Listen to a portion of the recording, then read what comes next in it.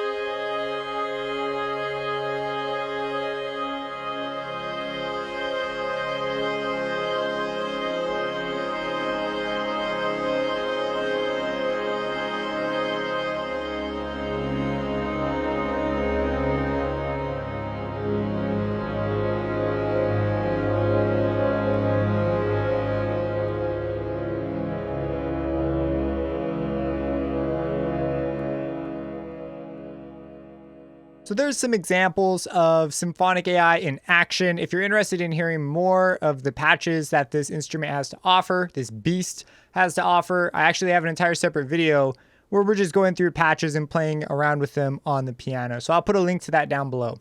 So this is an instrument made by Red Room and by Sample Logic. They came together and by their powers combined have produced an extremely musical instrument.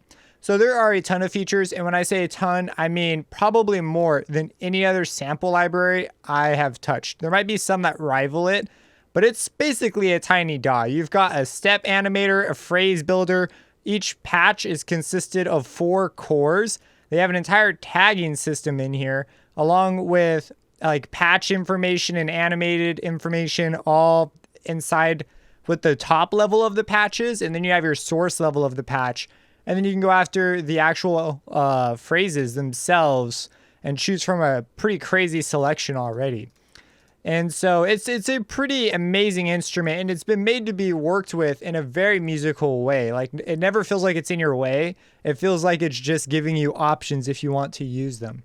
So let's start out. You open it up, and what do you get greeted with? Well, first up here, you have your instrument preset. This opens up the browser. And in the browser, you've got this crazy tagging system. So you could choose and say, okay, I want a solo instrument, sure. And let's say that we want it to be, I don't know, we got strings in here, strings, solo strings. You could choose a instrument, it'll load it for you. And then, well, let's say, hey, I don't want that phrase stuff on there. For me, that's a big plus, by the way. The phrase library is immaculate. But if we take these off, you can actually just take it right off in the browser.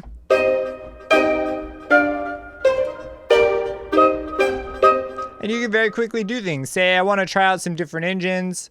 You could turn off some of these cores and just hear what your options are. You could turn them on and off at your leisure, and so on and so forth. You could solo them. And now when you solo them, each core has a color, and it will show you where that core is on the keyboard down below. So this one's the purple core, and when they overlap, you get yellow.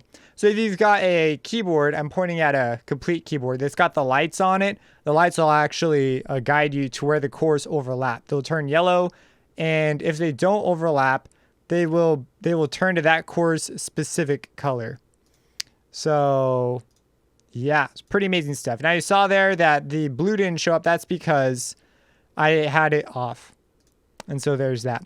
Now on each patch, so beyond this, let's say that you've got something you like, but you want to look for some more standard types of instruments. You can actually go to source, and you can see just straight up that labeled by sources. And this won't change any of the animator details or anything. It's only going to change what you have in here. So say you want some weird woodwinds, effects, textures in your stuff. You can totally do that. Let's say, so these are all the effects. Let's come up a ways. You can get some brass, some chamber brass, staccatissimo. We could change it up. Maybe we turn the phrase on for just one. Away you go. So this is an incredibly flexible thing. So the only difference between core, if you change the core preset, it's going to change a bunch of other things that have to do with, if we come into here, you've got this step editor. It's going to change stuff like that, including knobs that can have LFOs and different modulators. All that stuff will change in addition to it. So if you change the core preset, so you see down here, we've got 4 cores.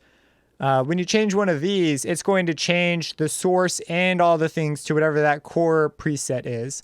Versus if you just change the source, all that stuff will stay the same.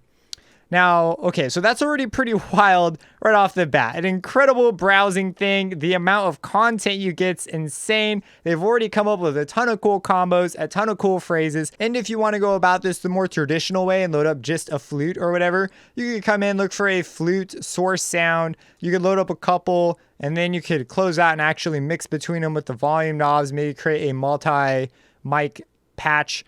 It is pretty dang amazing, just the sheer amount of stuff that comes with this. There's another thing in here that I have to mention, and that is the filter. So you can actually filter by favorites. You might have noticed that I had hearts next to some things. It'll pull up the ones that I have favorites next to. and you can very quickly get rolling, and I super appreciate this. Because every now and then you come across a patch that you just really like, and so this makes it extremely easy to get a hold of. You can also do this with source, step animator, and the effects. As far as material goes, check this out. We'll go to an effects patch first. So you've got crazy things like just crazy orchestral rumples. And because it's built on a core, you can actually use the XY mixer to quickly morph between things.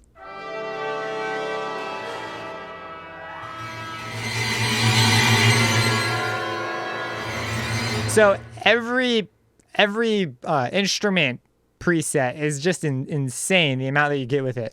So there's that. We could go for something a little more lighthearted. We could go for some woodwind style stuff.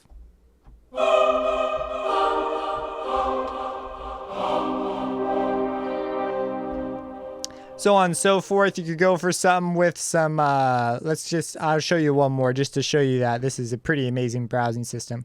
We could go for something detuned. Why not? Give it a hot second.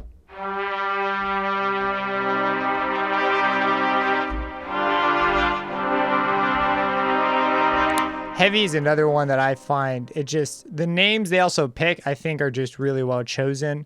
Because you could go to sources if you want to get technical, but if you want like artistic inspiration, the names like Hitman carries with it a particular vibe. And so I think they've just knocked it out of the park with this. In addition to all this, you could take the XY and they've added it so you can actually record in a movement. Say you have a particular movement or you just want some motion between the cores. You can just record something in and then hit play. And it will put that in for you. So pretty amazing stuff here. And you've also got just a ton of options inside. You're going to find that if you are thinking about it, it's probably possible. They've probably got it in here. For example, they've got LFOs attached to things that you could turn on. If you see this, you've got one of those animators that you can turn on to act over time. You've got your envelopes, and then something else that's really, really cool, and I wish libraries that you pay a ton of money for would do this, is the ability to pitch shift samples. Because a lot of times the back engine's locked. Fortunately for us, actually, you can go in, but even then, it's a nightmare pitch shifting in any sort of a convenient way. Well, here you could come in and you can just go, boom, pitch shift.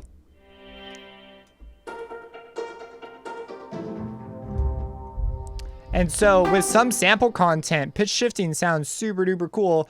And so, I mean, they've got that. You can also send it out to different outputs.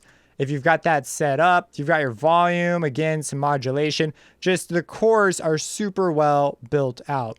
They've also got an interesting option up here called Latch, where it'll just basically remember the last notes you pushed, and you can just tap notes without having to hold them down.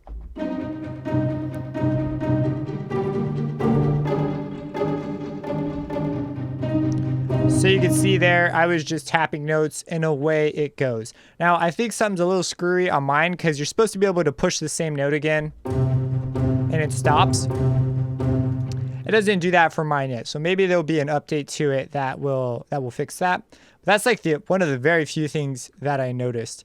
So anyways, insanely built out here. But in addition to this, if you go into the stepper, you've got each core engine has a stepper. Now you can easily turn these off and you've got some basic controls up front. But if we go ahead and go into one of these, you've got this insane output. You've got the ability to change which direction or how this stepper goes. You can go backwards, you can go forwards, we can go back and forth. You've got the ability to change your velocity, and on top of the velocity, they give you a randomization option so that not every velocity is quite the same. You can have it trigger chords or notes. Even I'll show you two that I think are pretty cool. The first one is stutter. And you can change the stutter. We could go to something like a 16th stutter. And you've also got, I find this one so funny, you've got glide. So glide will move from one to the next, and we'll go down, up. So this is like the direction it's going to be going. If you're holding down like multiple notes, what happens? So you have some options here to take some originally very orchestral things and get really creative with the sound design, create some really neat phrases, some stutters. And check this out. This is another thing that just blows me away. Say you've got something that's really cool here, you'd like to put it somewhere else. You can actually come in on this little crosshairs and MIDI drag and drop this. And boom, you've got the audio. You've got the MIDI coming out too. So it's just crazy, man, what you could do in here. There's a whole bunch more here. I'm just gonna leave it at that, just so you know there's a ton more options in here. It's basically a tiny little DAW. Pretty amazing. Next up, you've got the effects. So this first set of effects are per each core. You can load up your own effects chains, and inside of here, in addition, you can turn them all on and off, kind of like some stomp box style stuff. But if you click, you can actually come in anywhere on the body of the box, and you can actually adjust things in here as well and select further presets in here.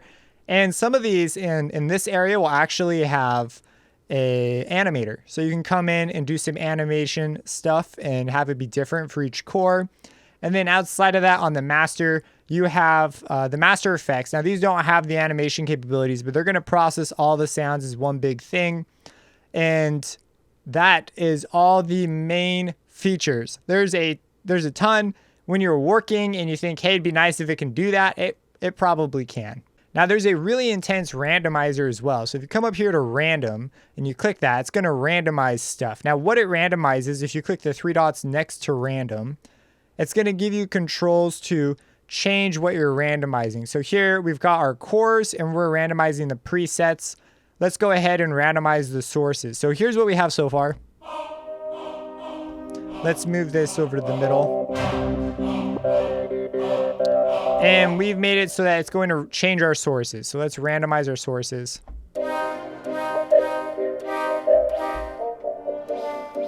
And you can get some really inspiring stuff, some great layer stuff. And this allows you to keep the phrases and just experiment with sources. I mean, the randomization function is just amazing. You can come in and change the animator pattern. You could isolate certain ones from being randomized if you like how that one is already, and sort of hone in on something that you're aiming for. So really, really well thought out randomization engine. So there were two drawbacks I noticed with the instrument itself. The first one is and I think this will affect most people, it's a pretty CPU intensive instrument. For example, let me play a chord with 4 notes. My voice count, I think it flashed to 58 there for a second. And you can see a huge spike in CPU. So it's a pretty CPU intensive instrument. And my solution is write it all out in MIDI in a separate pattern or whatever, and then just bounce it to audio. And that is going to be fine. There's actually a couple of things you could do. You could also come into the engine and use the overload protection, but this may make it so that some patches simply don't play. And so I don't necessarily recommend going that route. My recommended route is just bounce to audio, but that's something that you may run into. Not a shock. It's not unique to this instrument either. Other instruments that are equally as intensive with the voice count are going to have these kinds of problems. So if you have a beast of machine, not a big deal. And if you have a lesser machine, just do what I do and just render to audio. Fixed. The second thing for me on my system, for whatever reason, it has an unusual load sequence where it just loads slow. And I don't know what causes it. I've tried figuring it out. And now this is the big plus. Their support is amazing. I've been in contact with the support. We've gone through all the steps. It's got to be a my system thing. I don't think it's their instrument, because their instrument loads very fast and normal on other machines that I've seen people work on. So that's just a personal experience thing that I thought I'd mention here, just as a, hey, if you have this too and you manage to fix it, let me know. I'd be highly interested. The load time isn't like atrocious, so I still don't mind loading it up and using it. But if someone figures out how to make it faster, I would highly appreciate that. For me, the strangeness is if I close this, if I load up an instrument by dragging it on here, and it doesn't matter where I load it from. I've tried it even on a second computer. You see how it hangs before the sample loading starts, which is unusual. Normally, the sample loading starts right away. And I've checked virus scanning softwares. I've tried it on different systems and checked those systems. I've tried batch resaving. computer restarting, contact updating. I mean, we went through the ringer with support and pretty much tried everything. See, there it loads. It loads very quickly, which means the loading of the samples is not the bottleneck here. So if anyone knows what's causing this, I would be interested to know if you find a solution. And once again, it doesn't matter if I load it from here, from the file and contact, or drag and drop it in. I mean, I've been trying to solve this for a little while, just experiments. So that is AI Symphonic. It is a solid 9 out of 10 for me, if not a 10 out of 10. There's just a couple of hiccups here or there. As far as other things that I think could happen to the instrument to possibly take it just that little bit further, when you move the morphing ability here, chords you see how quickly the chord drops out? I wish it was just a little smoother, because you have to be pretty delicate if you're trying to do morphing in real time. So that's something that I wish could happen. And I had one or two other things that had occurred to me.